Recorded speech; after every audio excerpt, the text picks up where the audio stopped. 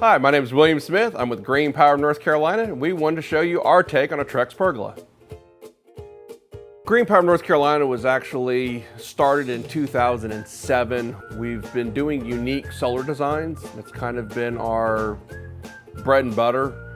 That, we were always the outside of the box kind of thinkers, and we do a lot of pergolas and covered canopies and covered parking. We also do traditional installs, but our true focus is on doing unique and groundbreaking designs. The homeowner approached us about moving from the indoor to the outdoor living space.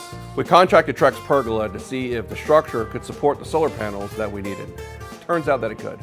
So what we did was we brought in the structural Trex Pergola to allow us to mount solar directly onto it, which basically gave them a skylight effect, but on the outside.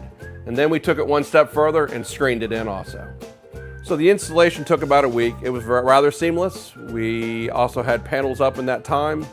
The advantages to doing a solar Trex Pergola was that it lets about 15% of the light through, so you get this great feel of being in a room with skylights, but you don't have all the extra sun on top of you. About 85% of that sun's blocked out.